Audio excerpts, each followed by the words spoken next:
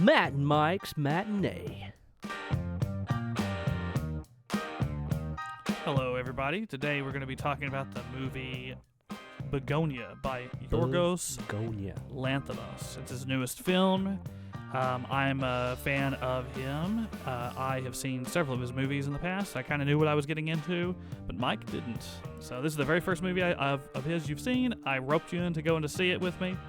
So Once again, what a ride. Yeah, definitely a ride. It was one of my favorite theater experiences. Telling this with Mike, just the experience of sitting between, it was my girlfriend and you, and sitting and watching your expressions, and then sitting and watching Autumn's expressions were really funny. Because I was halfway thinking, I'm like, it's so interesting because you're having such different reactions to it. Like you had such a visceral sort of like disgust on your face sometimes, and then I looked over and Autumn was, she has like a very dark sense of humor, and she was just like, but also re-laughing. I was like, people probably think that she's not some of the stuff that she was laughing at. But also, you two know Yorgos's formula, and you knew what was going to happen. Probably, that happens. Actually, I can't say. It was just people thinking that my girlfriend was a little weird. It's the same thing with me. I do the same thing. me and her have been alone in the theater sometime, like with a couple other people, and laughed. And this absolutely is a movie where if you're on his wavelength of humor, you'll be laughing, and other people will just think what's happening is just horrific and awkward, disturbing, and they won't laugh at all, and they'll be like, I don't understand why this is even pitched as a comedy at all. It's just horrible, and I get it. And it's like the comedy with Mickey 17. It didn't really hit me, but you understood the director, and you understood the politics of the story. On Mickey 17. Right. And this one, I just went in completely blind and was taken on a roller coaster ride. Yeah, so we'll kind of get into it. So the premise, I think this is going to be, we'll do a non-spoiler spoiler section on this one. Yeah, absolutely. So in a non-spoiler kind of way, for one, this is a remake of an old Korean movie called Save the Green Planet, which I haven't seen, and you haven't seen either. And the cover looks absolutely crazy. Yeah. So just so the audience is aware of where we're coming from, the movie is essentially about a conspiracy theorist named Teddy, played by Jesse Plemons, who is great in this movie. Absolutely. Fantastic. Him and his cousin Dawn they're like big on these conspiracies, and they believe that the CEO of this company, played by Emma Stone, who also is amazing in this movie, is a space alien. They believe that the CEO is a space alien, so they make up this plan to kidnap her, and then in order to interrogate her, so they can get her to send some communications to the mothership, they can save the world. So they can save the world, and that is the movie. And then what ensues is just this comedy of errors, tragic comedy, and chaos, and it's a crazy ride from there. So that's essentially it was the most suspenseful movie, and up until the very end. Yeah. But that's part of it. It's just like it's like this. I don't know. It's like this wind-up toy, just being wound and wound and wound and wound. You cannot watch it the same way twice. It's so once you know the ending, it's almost like a different movie. It does. But not getting into too much on that, because I don't want to let on at all about that to the audience. We'll talk about it in generalities right now, and then in the spoiler section, we'll talk about how that's the case, how that changes everything. But it is a movie that is like, it's so I'll start. I think the movie is really, really good. I really enjoyed myself. I think that it is suspenseful. It's one of the most I told you could cut the tension with a knife. It's kind of one of those movies. It was and it's mostly dialogue, but it's dialogue that's like loaded with so much potential threat, because you're just kind of like, because they're very dangerous. This is not a movie where they've kidnapped the CEO and it's just all like a funny hee. There is definitely threat of violence, and it makes everything so intense where you're like, how is this character going to get out? How is Emma Stone going to even deal with this, like being trapped by these people? And the suspense of is just crazy, but the dialogue is brilliant. The script is really cool because it's like multifaceted, where it's it does have a sense of humor. It's very dark, but it's funny. But then it's also like secretly really smart because everything is sort of designed in a way that it kind of unveils like new information about the characters in hindsight. Like as more stuff is revealed, the more some of the old things that people say, the context changes, and then you're like, oh man, this movie was really well thought out. Like this movie, doesn't come out and plainly tell you anything. No. It's definitely a movie you definitely have to pay close attention to, for sure, to get the most out of it. But I really enjoyed the ride. I think the performances are great. I think the music is interesting. The scenes, the way the scenes are cut, is really cool, and it has such a crazy arc. It's one of those movies that just keeps building and building and building until and just the place it ends up is just crazy. So I have to, I really liked this one. Yeah, a lot. So I'm sitting at a 9 on this one. I think it's I think it might be right now my favorite movie of the year, maybe so far. Above Sinners. Yeah, I think so. Interesting. I think it kind of lands in that like vein of movies that I like, where the script where you also can. It has a lot to say. And Sinners has stuff to say too, and it's a great movie too. But I think, it's this brand of movie is the ones that really gets me going. Yeah. And this is the kind of thing that I'm like, am going to super enjoy showing to people. Yes. Because this is going to be this is like those movies. That's one of the movies I keep in my collection. I pull out, and then it just like, and somebody has an experience.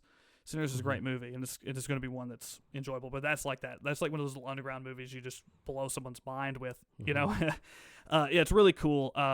That's where I'm at. But what about you? So, kind of, how do you feel about it? Yeah. So, going into the movie, like I said, I didn't know anything about it, and the way that the movie set itself up, it was very uncomfortable to watch. There's a lot of scenes in there where I was not having a good time. Yeah.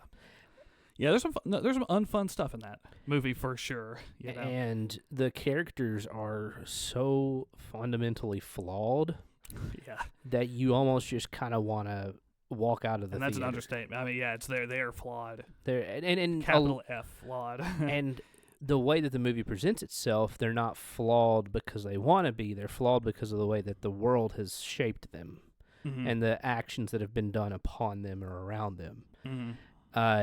In absolute desperation, they do absolute desperate actions. Right.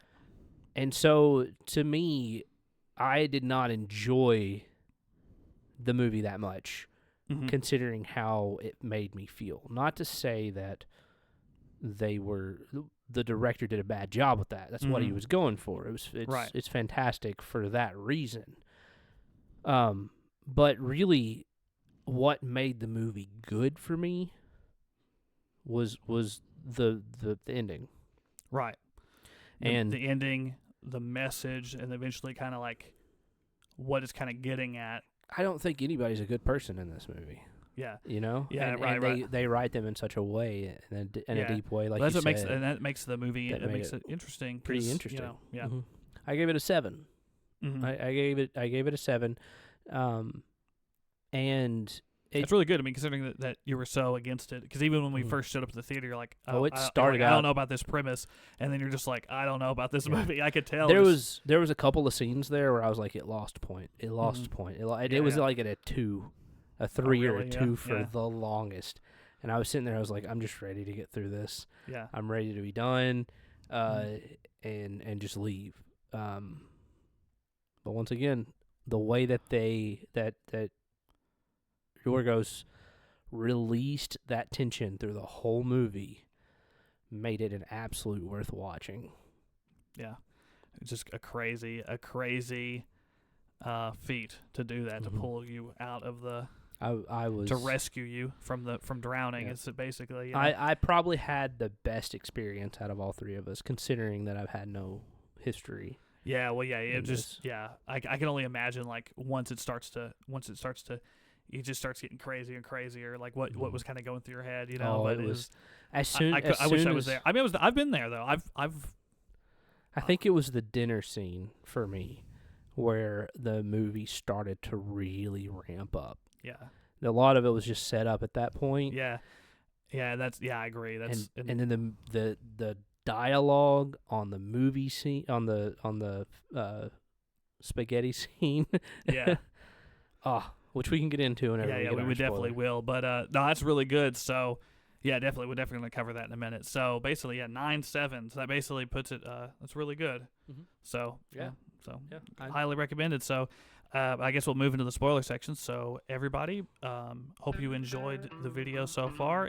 Go ahead and watch the movie first before jumping in, because you definitely don't want to spoil this movie for you. Do not watch the spoilers if you have not seen the movie. Yeah, but go ahead and go watch it and join us for the next part of the video. And I do want to hear what you think about it. Yeah, if you've seen it, please put the comments down below, because we can have a good conversation with you all about this. Yeah, for sure. All right. So turn away. 3, 2, 1. All right. Let's get into it. Hello. Welcome to the spoiler section. So, alrighty. So I think the thing about this that makes it, what in hindsight, so crazy, is that you realize that every single thing that's said is like kind of playing on the audience in the is she an alien or is she not an alien? The whole movie, you're constantly second-guessing yourself, doubting it as new information goes, where you're like, there's no way she is. And you're like, but I don't know, maybe she is. Like, there's some stuff that's not explained. Like, how did she, like, and then even at the very, very end, like, when the character's convinced that she is, and even the audience are starting to really doubt it. Yeah. Then it's just like, the movie's still comedically, and this is where the humor comes in. Like, we'll do the thing like with the calculator, where she pulls out this ornate box. When you're like, okay, well, obviously she's not just going to store a regular calculator in there. That doesn't make any sense.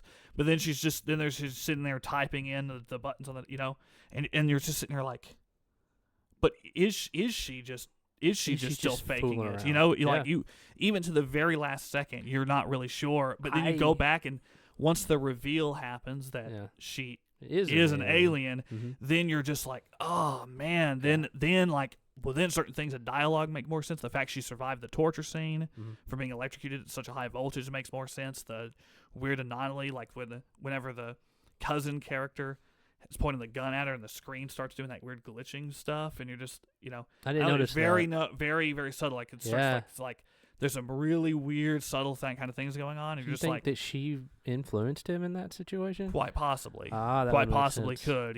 So, anyways, but regardless, it just. In hindsight, the movie just becomes like this total.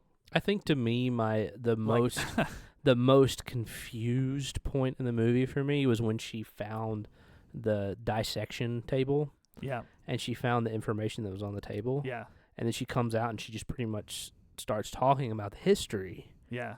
And you're sitting there, oh yeah, she totally just read that off of the laptop while she was back there, and is just spitting out the information she read.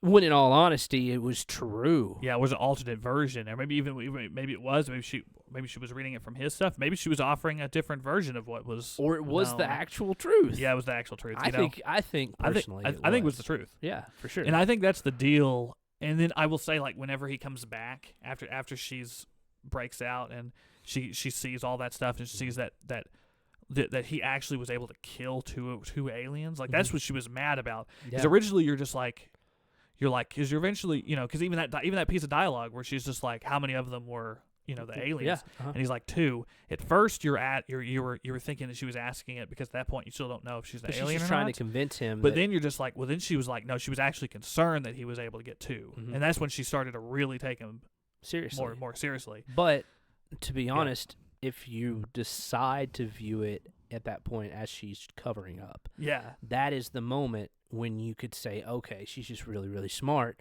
Or you could be like, you know what, there actually is something going on here. Yeah, no, I know. I was not smart enough to pick up on that. Right. I totally thought throughout the whole movie that she was just trying to get out of the situation. Right, yeah.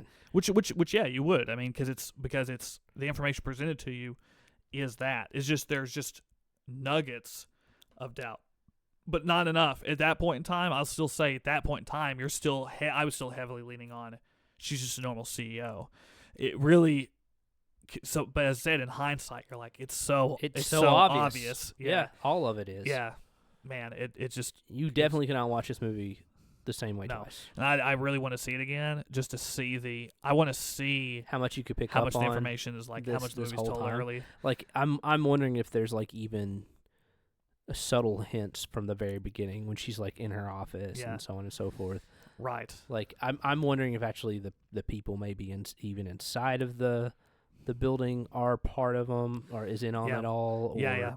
I don't know. It'd be interesting to see. So let's kind of talk about a little bit, like, so the characters, the two, the conspiracy guy and the Jesse and Hayden. Yeah. I really liked Teddy and Don. I think they're like, I like them as characters, and I like them as characters, because at first you're like Teddy is just a psychopath. Messed up. You're just like there's no way I'm going to be able to like relate to this guy. Yeah. You don't really relate to him necessarily, but eventually you start understanding where he's at, and essentially he's basically a product of what the alien was doing, essentially. No. So not at the beginning of the movie. Well, the way it presents itself, he's a product of corporate medicine. Failing his family, but by the aliens, that's what I mean. Which you find out is an alien, and even but then, I still think there's a message there. I still think there's a message there on the higher surface. Normal people versus CEOs, rich people versus poor. Obviously. Well, the aliens are a proxy for CEOs, and they're a proxy for leaders or whatever, know. I still don't think that we should approach it completely as an alien. No, I'm saying it's the same. Like I'm saying, they're a fill-in. So the aliens are just basically because it's the rich. It's still a corporate company. But I'm just saying. But it could be like the rich. It could be kings. It could be corporations. The aliens are basically, they're a symbol of anybody in a position of power that essentially is above the common person, above the working man, right? Yeah, but to bring it to real life terms. Yeah, and so at the beginning, in kind of you learn this, that in the past they've constantly been throughout history trying to aid the human race in different ways, but the thing is their experiments keep failing. And they eventually determine that the humans aren't worth saving. But the thing is that the issue is it's like a issue of their own design, because it's just like, well, we don't like the fact that the humans have free will, or they can't just be bought off, or they're not just subservient to us. Because back in the day, they're just like, well, the only perfect humans were the ones that worshipped us as gods before. Yes, before basically the world ended, and then. But the way that Teddy is presented to us. From the very beginning. But at this point, none in time, of the alien stuff has been... the new system in place is the corporate hierarchy. This is the new system they're putting in place to basically control people again. Which you find out at the end of the movie. And that's what I mean, and that's what I'm saying about him being a product of this, because they put in the corporations, the hierarchical structure to help humanity, which they're testing drugs on people. That fails, and they try to heal his mom, and that doesn't go well. And then in this cycle of doing these like weird tests on people, Teddy ends up being like, a victim of this process, and you're just like, so it makes a total sense why he would be as messed up as he is, and distrusting of the CEOs, and how he's like, well, the only thing that makes sense is for the CEOs, of these companies that are doing all these like selling us all these drugs and killing us and doing all this like this evil in the world, is just if they are aliens, if they at that point in time, viewing it from his perspective, we're just like, oh yeah, that makes a lot of sense. Why conspiracy as a way to explain right all the bad that's happened to himself. Yeah. And so and it's just such a great angle, but it's like the way it's revealed to us is like different layers, because at first you're just like, he's just a conspiratorial nutcase, and then you're like, but he has a reason to be there. But what also makes him a little bit more of a bad person is that he's bringing Don into this. Yes. And using his mental disability almost as a tool to get his conspiracy theory pushed through. Right. Yeah. And Don ends up being horribly taken advantage of by him. I mean, enough to where there's just some crazy stuff that he puts Don through, and it sucks. And Don is the most sweet character throughout the whole movie. Yeah. And he's like, but I love Teddy, and I almost kind of teared up in the theater when he said that, because Don approached this whole situation wanting to help Teddy when Teddy had nobody else to turn to. Teddy twisted that whole situation to drive his own agenda and took advantage of Don. Right. Which once again, that was just not fun to experience. So that doesn't ingratiate you to his cause Correct. either. But I think that's the deal, because the movie isn't really saying that what we need to do is, it is to resort to the means that the characters resort to deal with the problems. The movie is not it's not in support of kidnapping any of that, no. kidnapping CEOs and torturing them. No. You know what I mean? The movie's like, no, that's obviously wrong. Yeah. In the movie, you feel good, you don't feel vindicated. Because the audience doesn't go like, oh, the way that it's filmed and the way that it's portrayed, it's just horrible all around, and it's not fun. If the movie was written in a way where, it's fun, then it would have been supporting that message, but it's not at all. Right. And it's and it makes more sense in hindsight. You're like, oh, well, every decision they made in this movie makes sense as far as the film feel and the message they're kind of laying out, which, once again, is just why it's so good. And Emma Stone's character is really good, too, where, you kind of almost start feeling sympathetic towards her for a minute, even though she is she has the usual CEO corporate speak, and she kind of expects a lot out of her workers and stuff. Nothing enough to where you're just like, she's a terrible boss, but nothing to make you feel like she deserves what's happening to her in the moment. Exactly, yeah.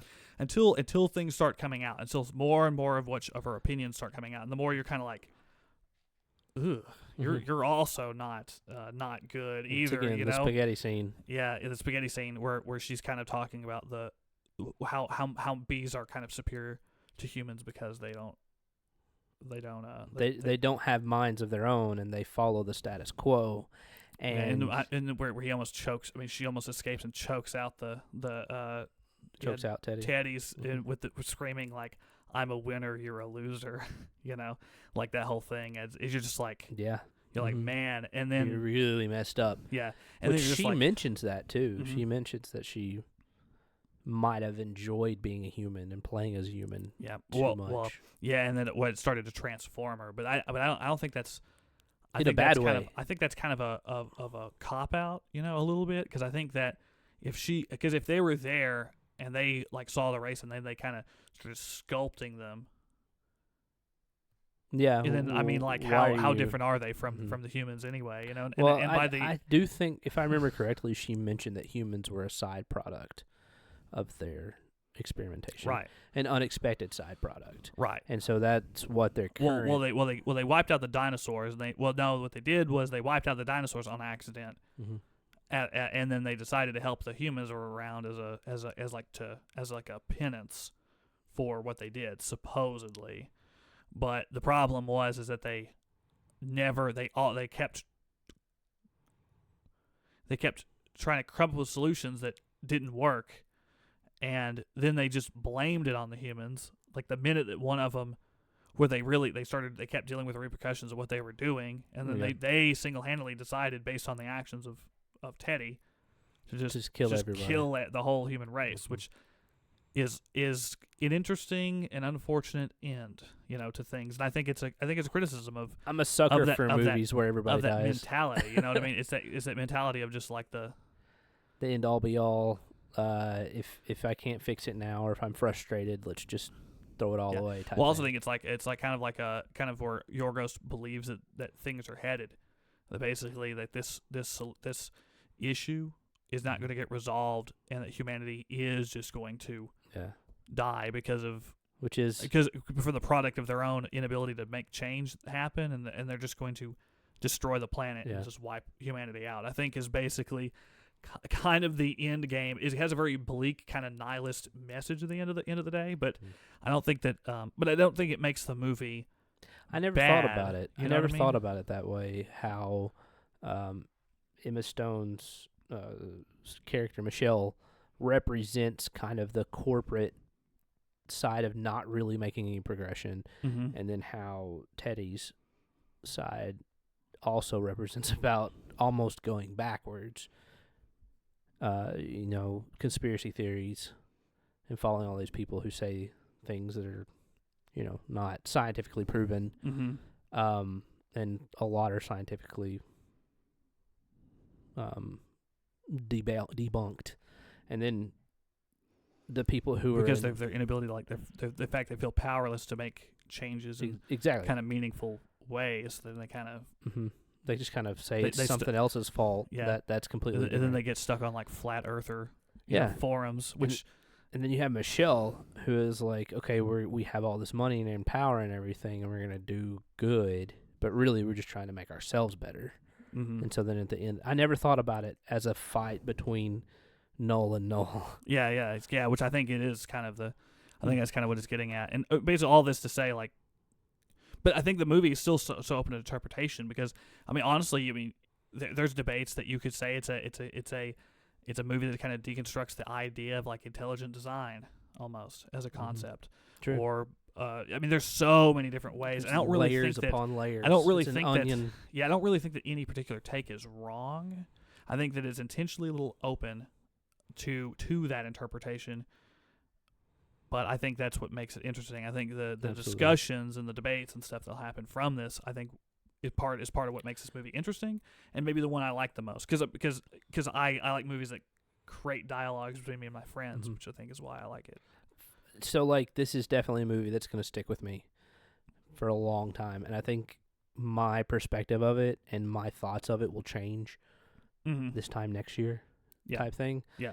Especially if I get to watch it again, which I will probably watch it again if I get the chance. Yeah. It's just, it's so dense. There's so much there. And I'm a big sci-fi fan, so by the time it just went to that sci-fi ending, I was like, okay, congratulations, you did it. You got me into it. The reveal is incredible where he gets her in the thing. And honestly, I think the thing is, like, when she blows him up inside the device, I'm pretty sure that's just a safety measure. I don't really think it was a sweat, dealing with the thing. I think it was a backup measure because she couldn't risk him getting into the mothership with the bomb and blowing it up. Because remember, at the very, very, very beginning of the movie, he was like, I have a backup plan if the negotiations don't go well, which is the bomb. So, so she's just like, I gotta do it. But it's a wild, wild end. But what a trip. What a trip. Bugonia.